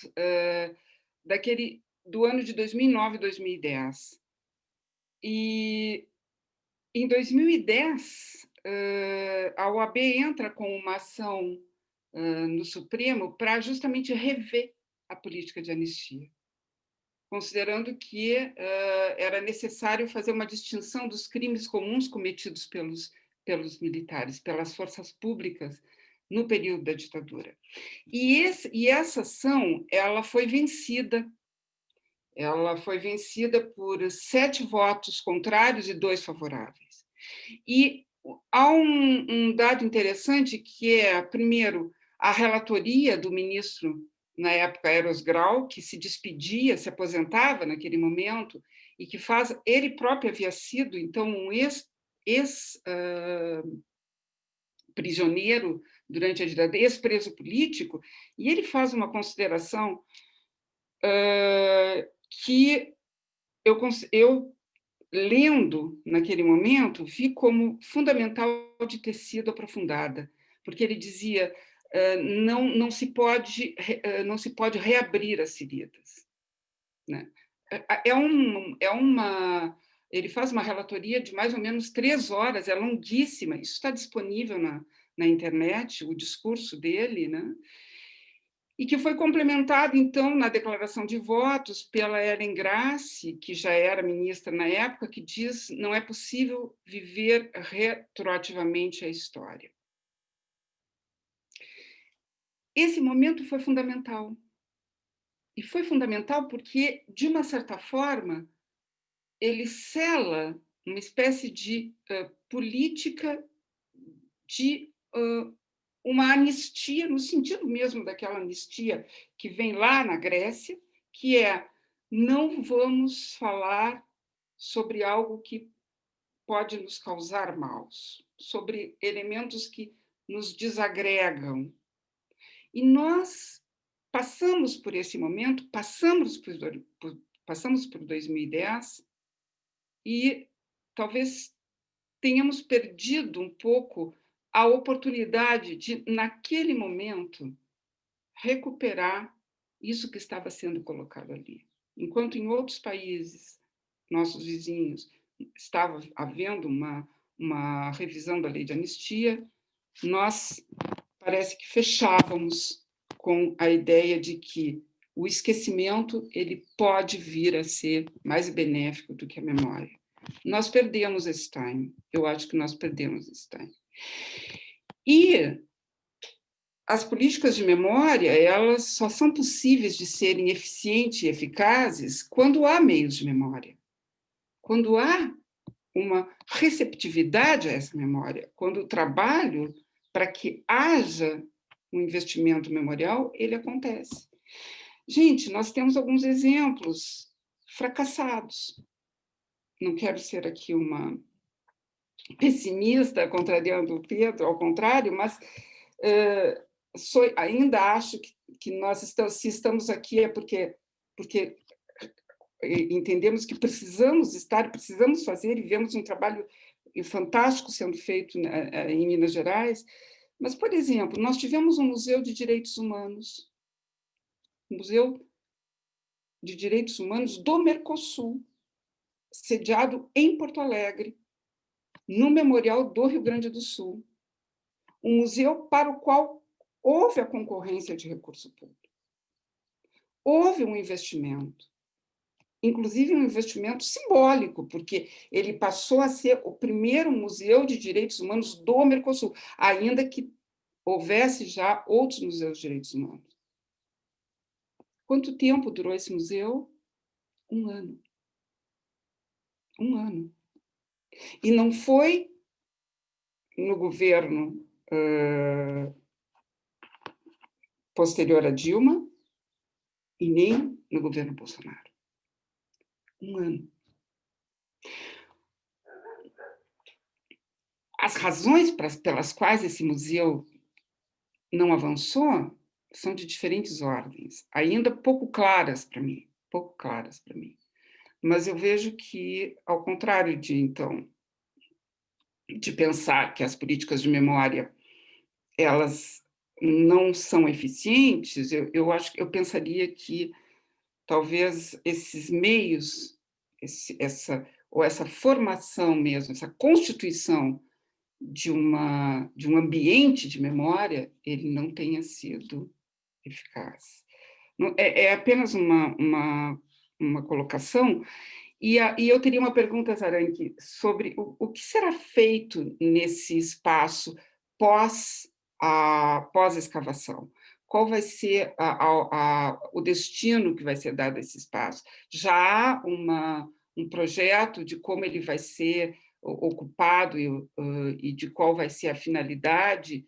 E eu te pergunto isso porque amanhã eu vou falar muito rapidamente sobre uma outra experiência que nós tivemos aqui no Rio Grande do Sul, e que ela é uma experiência muito pouco, eu estou bem pessimista, mas muito pouco, eu diria, eficiente sob o ponto de vista memorial. Ela foi patrimonializada, mas o uso não foi o uso que nós esperaríamos, no sentido de ter uma divulgação, uma disseminação. Mas era isso, gente. Muito obrigada, viu? Mais uma vez, muito obrigada. Respondiendo rápidamente, sí, va a ser feito un memorial de derechos humanos de Minas Gerais. Y o proyecto de musealización está siendo coordinado por la profesora Leticia Julián. Y, bueno, digamos, esto básicamente ven con recursos de emendas parlamentares. Entonces, esto es importante, no es que el gobierno de Minas está colocando dinero, más está facilitando que estas emendas parlamentares tengan ese destino. Sí, también es importante una diferenciación que existe entre lo que sería el gobierno Bolsonaro de ultraderecha con exageros absurdos, ¿no? De reivindicación do AI-5 y otros gobiernos, como Toria es de derecha, más él y la familia fueron exiliados políticos. Entonces, en cierta medida, él no quiere estar ligado, o pocos gobernadores ainda que de derecha quieren estar ligados a locura de negacionismo terraplanista sustentado por este gobierno. Entonces, en cierta medida, políticamente, yo no me intereso mucho porque tenga memorial de derechos humanos, mas se a futuro aí tem algum problema, eu construí, meu governo fez este memorial. Então, acho que, em certa medida, como mencionei, por as características enormes continentais do Brasil e a diversidade, existem espaços em os quais é possível estas formas de resistência e de encontrar outros caminhos para produzir estas políticas de memória.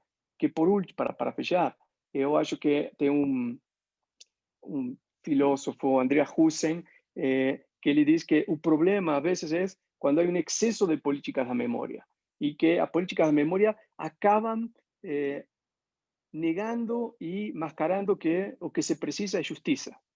Então, na Argentina, em uma determinada época, você tem, não sei se visitaram o Parque da Memória, mas o Parque da Memória também foi feito em governos que eram a favor da amnistia, que mantinham a amnistia. Então, você coloca ruas com nomes desaparecidos por todas partes e com isso cria a falsa sensação de que, bom, encontramos um equilíbrio, não? Então, o equilíbrio se alcança com a justiça.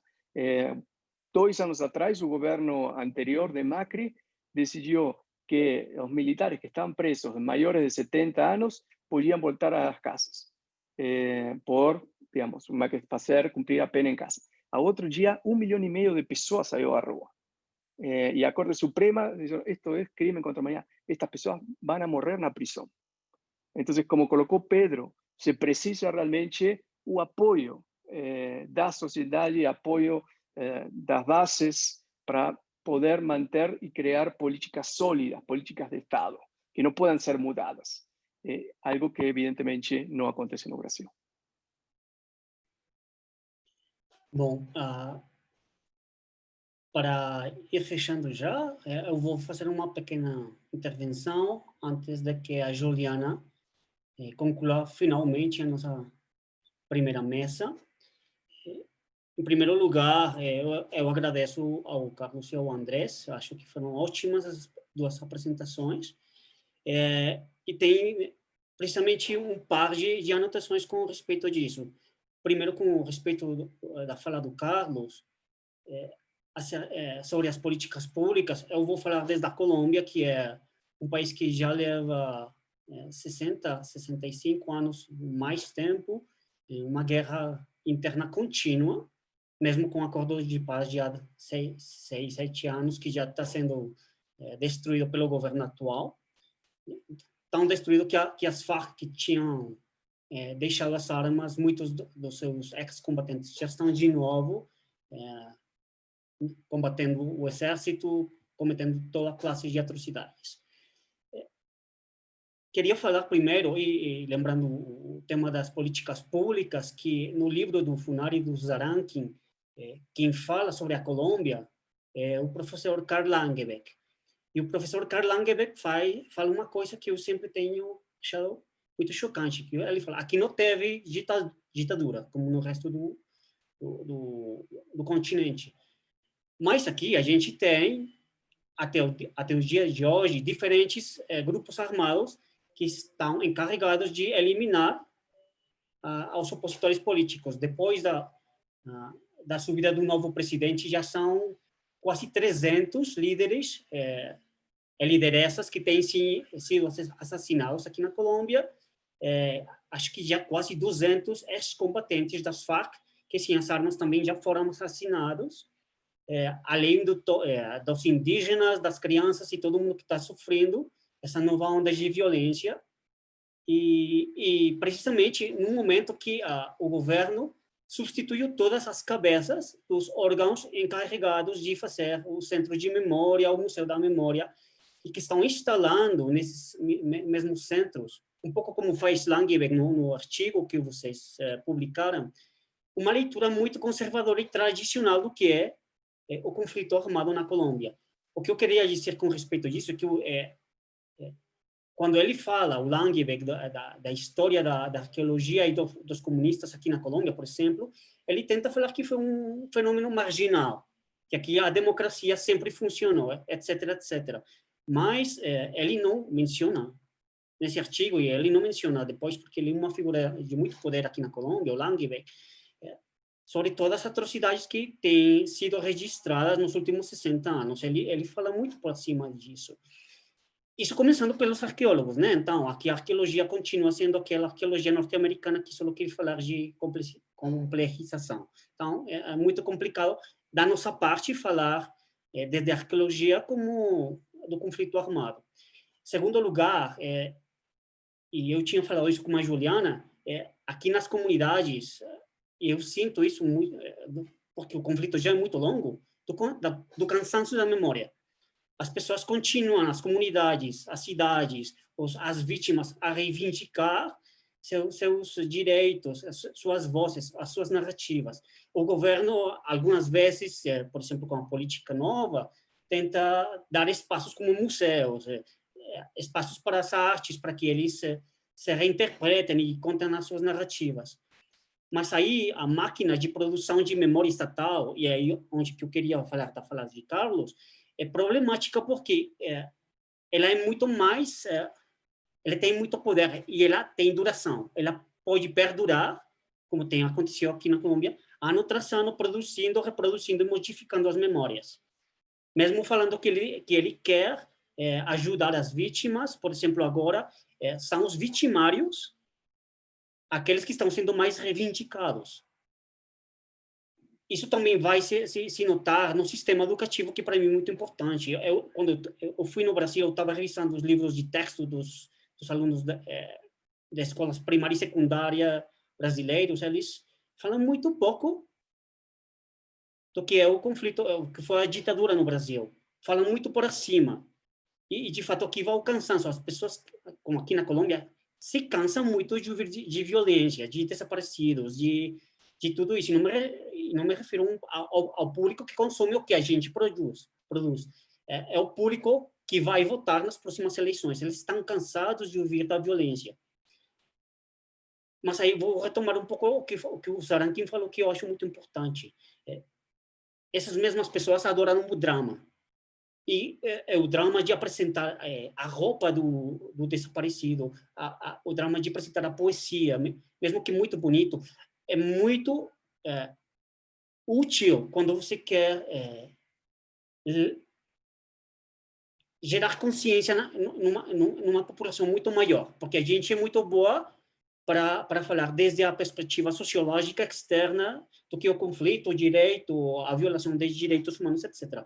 Mas eu acho que o Zarankin falou, precisamente começando com Indiana Jones, e acho que o Spielberg é muito esperto com isso, tomar um arqueólogo que chama muita atenção e levar todo o seu discurso de opressão para os judeus e como os nazis serão malvados e colocar a gente numa posição que a gente entende que até o passado pode ser rememorado para, de certa forma, vingar as pessoas que foram mal feitas no passado. O que quero dizer?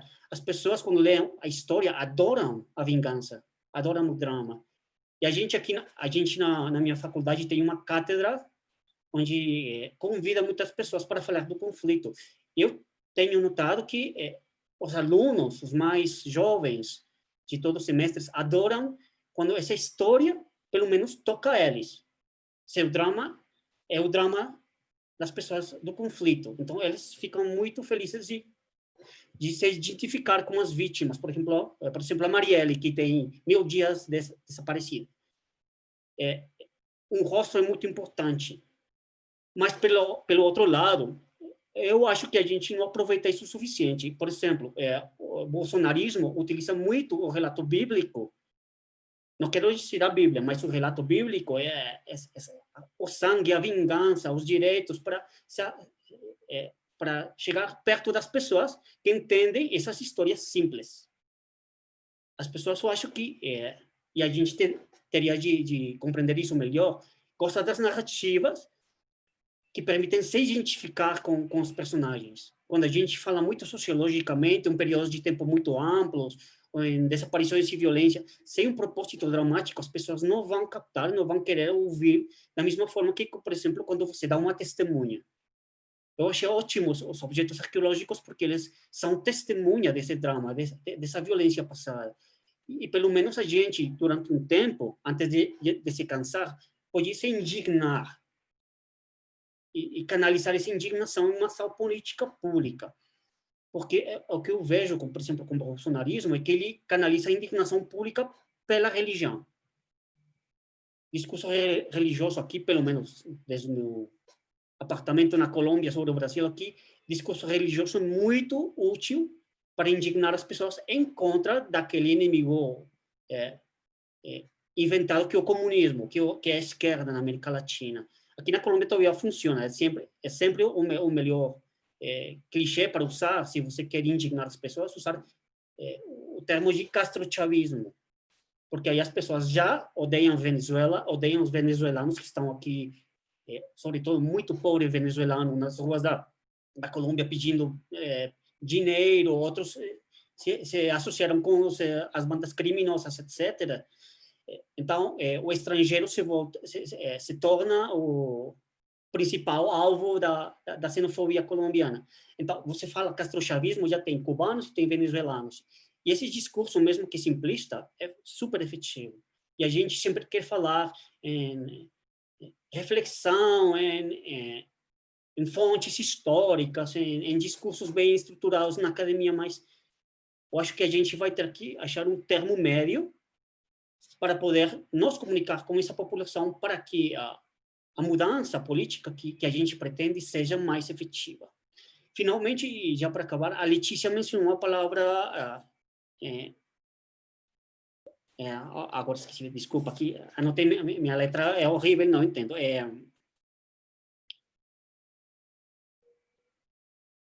Quando vocês... o Sarangui também estava falando isso, se vocês me lembram da palavra... quando perdoaram os militares... Qual é a palavra? Anistia?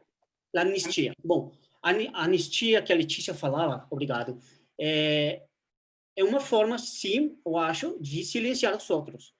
Mas tem aqui, por exemplo, no caso da Colômbia, que utilizam uma palavra que é muito psicológica, da resiliência. Então, a gente tem que ser resilientes. O que significa isso para mim? Porque os psicólogos estão interessados no uso do passado. Eu sempre suspeito dos psicólogos, sobretudo porque o discurso deles é muito parecido às propagandas do telemarketing, que mostram o passado grisalho, feio, aburrido, todo mundo sofrendo com uma panela redonda, apresentam o presente e o futuro com uma panela quadrada. E a pessoa emagreceu, a pessoa ficou feliz, porque o discurso dos psicólogos, que está muito enraizado na terapia, e acho que no Brasil, psicologia e psiquiatria é muito forte, como parte da política pública de saúde, esquece o passado é ruim, o passado é uma carga, o passado não é para você incluir. E aqui na Colômbia, o Centro de Memória e a Comissão de Verdade implementaram a palavra resiliência, que eu acho muito perigosa, precisamente porque bom, você vai se recuperar. Aqui a violência sempre vai estar presente, você vai se recuperar, a população é resiliente, as comunidades são resilientes, eles lutam pela resiliência, e eu fico pensando, qual é o propósito de você falar para a população que eles são resilientes? Tá bom, vão se recuperar, mas... e aqui vai o papel da política pública. A política pública está apostando para que as pessoas não se preocupem mais com o passado, utilizar uma definição de passado que seja tranquilizadora, pacificadora, que querem, por exemplo, na Colômbia, pacificar a população. E o papel do patrimônio dos museus é pacificar a memória, que você não sinta mais indignação, que você não queira mais saber. Você vai no museu, faz uma peregrinação religiosa ao museu, vê o drama e acabou. Porque você sai do museu e continua a sua vidinha tranquila, como falaram vocês. Vai na praia logo, depois vai jantar, se indignou e fez o papel de cidadão indignado durante 5 minutos. Pagou a entrada e acabou. Eu acho que, precisamente, quando falava do Zarankin, de novo, teremos de produzir memórias que cheguem certa idade aos alunos que precisam começar a se indignar sobre a política que está sendo instaurada no mundo. E eu não acho só no Brasil, aqui na Colômbia também, que eles saibam que está acontecendo o que aconteceu e como isso está atingindo eles, porque eu acho, se a gente vê as aulas de história comparadas com a realidade, uma desconexão total. E o que falavam da Globo e da Band, eu sempre, como estrangeiro, achava muito estranho esse discurso, porque, para mim, e os meus companheiros doutorandos na Unicamp, eram quase todos da engenharia, adoravam o Olavo de Carvalho, porque eles liam a Veja. Tinha uma pilha de revistas Veja na casa, e eles adoravam o Olavo de Carvalho. Eu peguei esse cara e falei, como esse cara pode ser o filósofo que hoje está sendo representando o pensamento brasileiro dentro e fora do Brasil? Ele fala alguma coisa certa, não que eu concorde, pelo menos no estilo que é mais populista e mais fácil de compreender para as pessoas, mesmo doutorandos de outras áreas, do que a gente está fazendo. Então, aí que a gente tem atenção para vencer. Como que a gente vai recuperar o público, mas além do público acadêmico, que é de esquerda, que simpatiza com as nossas posições, porque esse sempre está aí, nos ouvindo. Mas o público que não está ouvindo, acho que é o mais importante. Mas isso que eu queria falar, que já estamos concluindo, e eu quero ouvir a Juliana, que não tem falado nada. Então, Juliana, por favor. Então, meu bom dia a todos. Bom dia não, né? Boa tarde, né? Já é 1h da tarde aqui no Brasil. Eu queria dizer que eu estou muito honrada em poder estar presente aqui hoje com esses pesquisadores que são muito importantes, que são grandes pesquisadores, que são grandes pensadores sobre o tema, e que se dividem aqui em 2 classes, né? São meus amigos, são pessoas que eu considero realmente minhas amigas, e são meus mestres também, né? Especialmente o professor Zaranchi, o professor Funari e a Letícia aqui são meus mestres, continuam sendo meus mestres, e eu tenho aprendido muito com eles, e seguirei aprendendo muito com eles ainda, e me coloco aqui numa posição de aprendiz, de quem está ouvindo, de quem está refletindo, de quem está aprendendo. A Inês falou que eu sou a mulher da ação, né? Na verdade, metade do que eu aprendi em 2020 tem a ver com gerenciar redes sociais e aprender a usar esses dispositivos e essas plataformas que nós temos usado aqui como meio de comunicação, nesse ano atípico, né, da pandemia. Mas também tem sido um desafio muito interessante. Eu acho que eu tenho aprendido muito mais do que sobre tecnologia, eu tenho aprendido sobre resiliência no sentido positivo aqui, né? E resistência. Nós temos resistido, né?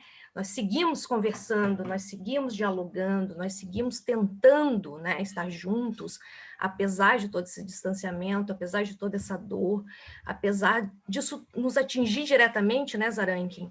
Nos atingir nós diretamente, né, ao nosso corpo, nós estamos aqui. Eu acho que isso denota uma resistência muito grande, né? Essa resistência que o grupo traz no nome, né? Esse grupo de arqueologia da repressão e da resistência, que, na verdade, surge lá em 2013, na Unicamp, já há alguns anos, né?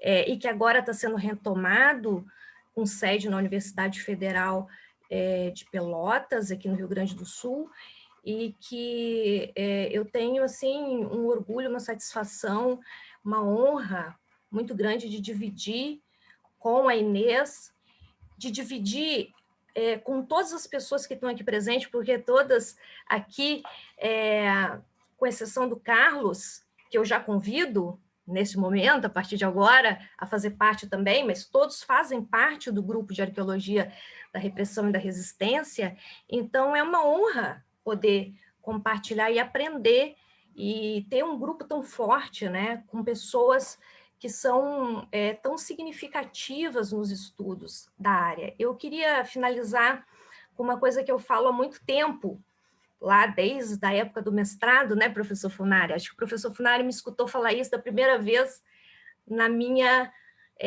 banca de mestrado, que eu tive a honra de ter o professor, né, como meu co-orientador, que nós, como cientistas de qualquer área, nós fazemos sempre política, quer por ação, quer por omissão.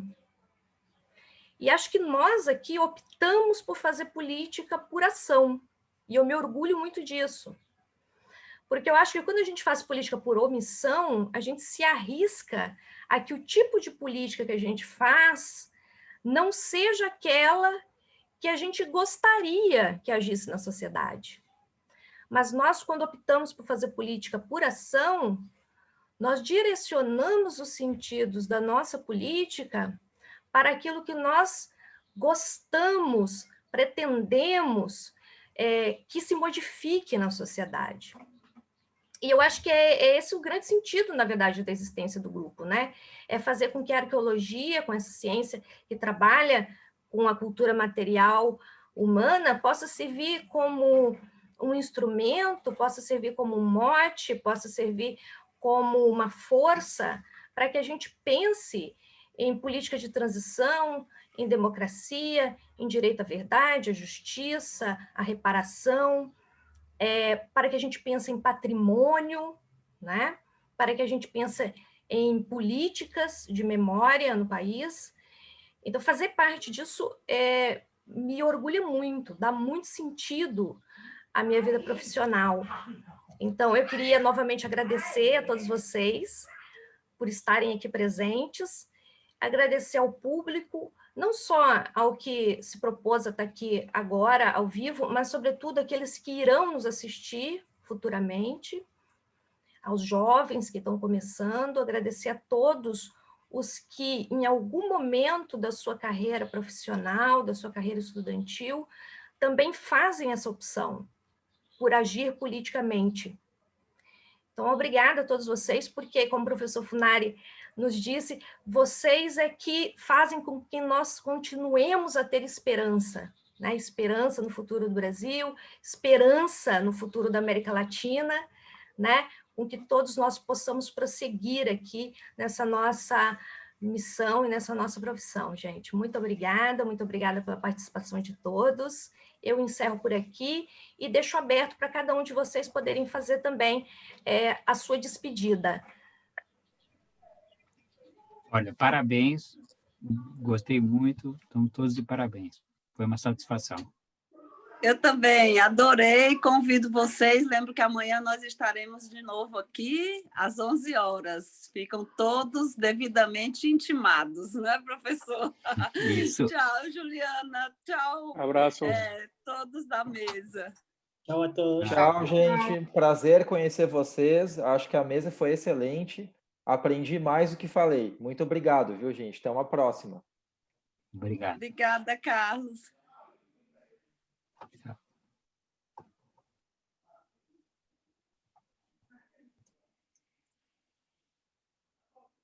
Vamos sair.